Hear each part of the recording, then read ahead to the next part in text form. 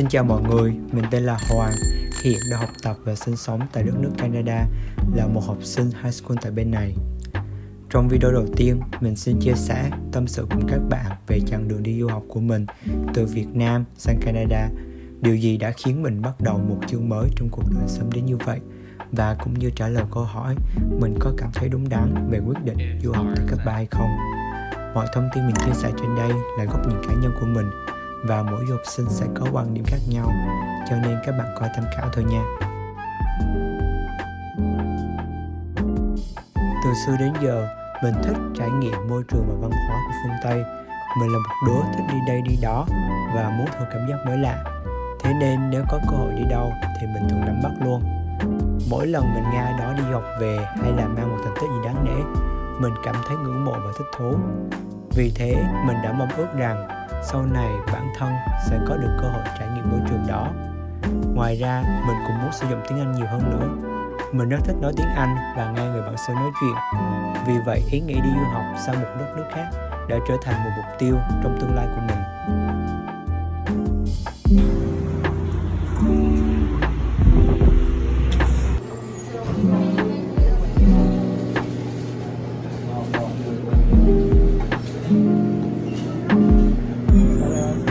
Can I have one ice can? Medium size. Yes.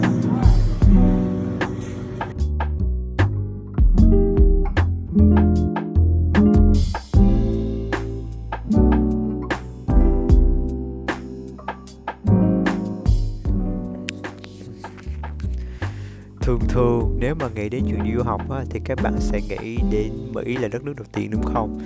Nhưng mình đã không có đi Mỹ nữa, bởi vì mình đã từng rớt phỏng vấn visa du lịch và điều đó đã khiến mình cảm thấy hụt hẫng, cho nên mình không nghĩ đến chuyện đi Mỹ nữa và việc đi du học cũng được tạm gác lại trong đầu mình. Nhưng mọi chuyện đã khác đi, và năm học lớp 8 mình có được cơ hội sang Canada chơi với người thân. Chuyến đi này cũng khá là bất ngờ và mình cảm thấy thật hạnh phúc khi có cơ hội như vậy. Mới đặt chân, ấn tượng đầu tiên của mình là đất nước này đẹp thế, cảnh thiên nhiên đẹp và trời cũng mát mẻ. Hồi đó mình có đi Niagara Falls thì mình thật sự rất bất ngờ trước sự hùng vĩ của nó. Ngoài ra, người dân cũng thân thiện nữa. Nếu đi trên đường thì họ sẽ nói hello, hoặc có gì sai sót thì họ sẽ nói sorry. Thì chuyến đi đó đã để lại một ấn tượng cho mình tốt đẹp về đất nước Lã Phong này. Canada là một đất nước có thành phố rất phát triển, nhưng thiên nhiên quang cảnh đẹp đẽ không kém. Thì sau chuyến đi Canada đó thì ba mẹ có hỏi mình là con có muốn đi học hay không. Thì đi Canada vừa không cần phải phỏng vấn là thứ nhất nè, thứ hai là không cần phải có IELTS. Thế nên mình đã nghĩ là tại sao lại không nhỉ, và mình đã quyết định đi du học. Với cả thì mình cũng có tìm hiểu trước rồi, thì thấy đất nước bên này khá là gọi là chào đón các bạn du học sinh và cũng như là gia đình muốn định cư. Nếu mà mình đi học sớm thế này á, thì mình cũng có được cơ hội trải nghiệm môi trường phương Tây, cũng như là tinh thần á, sẽ được chuẩn bị hơn á, trước khi mà vào giảng đường đại học. Thế nên mình đã không ngần ngại với quyết định đi Canada. Với một phần nữa là mình cũng kiểu muốn trốn tránh cái việc thi cử ở Việt Nam, và mình cũng cảm thấy thực sự rất là may mắn khi ba mẹ đã cho mình cơ hội đi học này.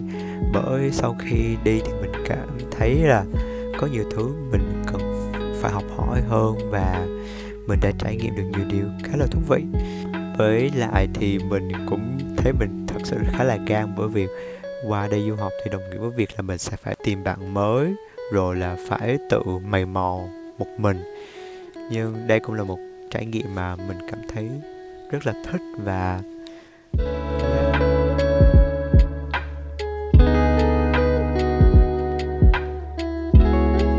khi mới đặt chân tại đất nước, tâm trạng của mình rất phấn khởi và vui vẻ, bởi mong muốn của mình đã trở thành hiện thực, được sống trong một đất nước hoàn toàn khác biệt và mình sẽ được trải nghiệm nhiều điều thú vị.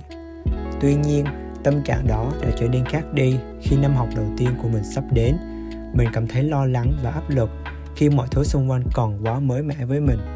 Mình lo sợ không biết bản thân sẽ có học hành tốt không, có kết bạn được với ai không, năm học này sẽ thuận lợi chứ. Lo lắng thì cũng lo đấy, nhưng một chút trong lòng mình vẫn háo hức và tò mò giáo dục ở bên này. Và đúng như dự đoán, Ngày đầu tiên trong trường cũng là ngày mình cảm thấy áp lực nhiều hơn, bởi mọi thứ từ thời khóa biểu, văn hóa học, vân vân khác xa hoàn toàn với Việt Nam. Chẳng hạn như thời khóa biểu hàng ngày ở đây được chia thành 5 môn và mình phải học 5 môn đó y xì hàng ngày luôn, cho đến khi hết kỳ mà thôi. Mình đã thắc mắc, ủa, ở đây không học hết 13 môn như Việt Nam hả? Và đúng là như vậy, mình không cần phải học nhiều. Khó khăn tiếp theo là mình phải đi tìm phòng học ở đâu. Bên đây, mỗi giờ chuyển tiết, mình sẽ phải di chuyển từ lớp này sang lớp khác. Lúc đầu còn lúng túng, chứ vài ngày sau là mình sẽ cảm thấy quen dần. Rào cản thứ hai đó chính là ngôn ngữ. Trước khi qua du học, tiếng Anh mình cũng có thể gọi là đủ để nói chuyện và kỹ năng nghe cũng rất ổn áp.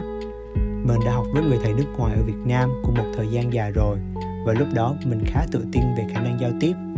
Nhưng sau khi qua đây rồi thì mình mới thấy sự đa dạng của ngôn ngữ. Nhiều thứ cần phải học hơn, từ mới thì cả núi. Có người nói rất nhanh nhưng cũng người nói rất chậm rãi.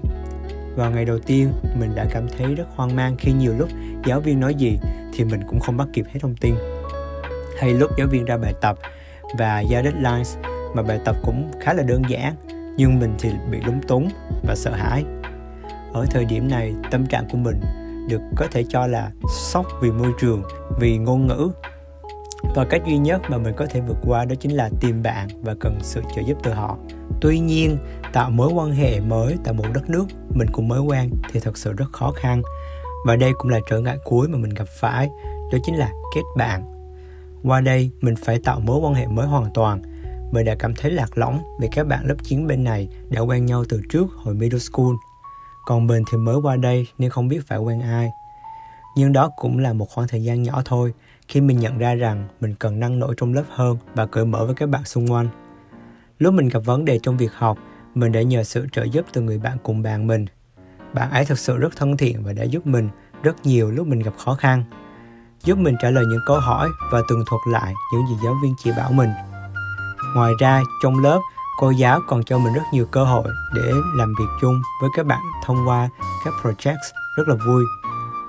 Và từ đó, mình đã nhận thấy rằng các bạn Canada rất hòa đồng và thân thiện. Rồi thế là tụi mình cũng chơi với nhau và thân hơn.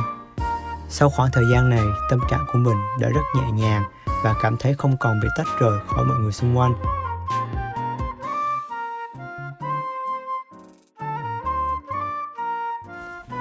Sau khi đi du học, có người hỏi rằng mình có hối hận khi đi không? Thì câu trả lời của mình là không. Mình biết rằng du học từ sớm không dễ dàng chút nào và gặp nhiều trở ngại từ ban đầu. Tuy nhiên, mình không hề cảm thấy hối hận về điều đó. Nếu như mình không đi du học, mình sẽ không được gặp bạn mình, những người bạn đã giúp mình vượt qua những ngày tháng căng thẳng và luôn giúp mình phải cười với sự tấu hề của tụi nó. Oh my gosh, is this gonna... Bro, Ryan's recording. Is this gonna be a found footage horror movie? Yeah. We're gonna be killed. Nếu như mình không đi du học, mình sẽ không biết rằng tuyết cảm giác như thế nào và độ đáng sợ của nó khi mình phải trượt tay sấp mặt. Nếu như mình không đi du học, mình sẽ không biết trường học bên này có rất nhiều hoạt động hay từ student government như karaoke trong trường, hoạt động ngoài trời. Qua đây mình được học nhiều hơn từ nền giáo dục bên này, phát triển ngôn ngữ của mình, làm quen với bạn bè thầy cô, tham gia nhiều hoạt động của trường và thăm thú những cảnh đẹp mà mình không biết ở Cannes. Mình cũng cảm thấy tự lập hơn sau những sự va chạm từ bên ngoài, nhất là về mặt tâm lý. Du học là cơ hội để mình tạm bước ra khỏi vòng an toàn của mình, để giúp mình trải nghiệm rất nhiều thứ xung quanh và đồng thời cho mình cơ hội để hiểu bản thân nhiều hơn và cải thiện mình từng ngày. Khoảng thời gian này thực sự rất có ích và đã giúp mình mở mang tầm óc cũng như góp phần cho con đường tương lai của mình. Sau video này, mình mong các bạn có một cái nhìn chung về việc đi du học sang Cannes từ cấp 3. Nếu các bạn có thắc mắc gì thì hãy để bình luận ở phía dưới và hẹn gặp lại các bạn ở những video lần sau. Bye bye!